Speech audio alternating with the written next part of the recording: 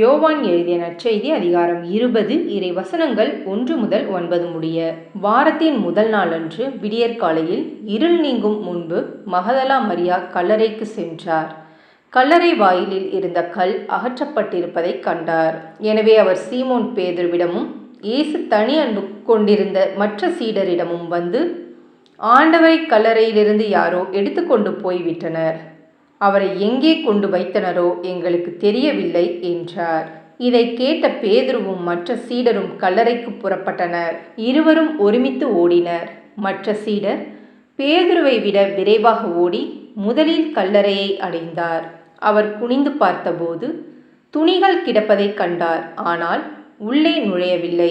அவருக்கு பின்னாலேயே சீமோன் பேதுருவும் வந்தார். நேரே அவர் கல்லறைக்குள் நுழைந்தார்.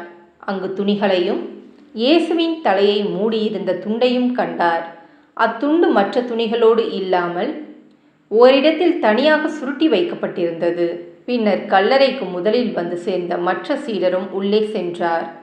கண்டார், நம்பினார். இயேசு இறந்து உயிர்த்தெழ வேண்டும் என்னும் மறைநூல் வாக்கை அவர்கள் அதுவரை புரிந்து கொள்ளவில்லை. இது ஆண்டவரின் அருள்வாக்கு. கிறிஸ்துவே உமக்கு புகழ்.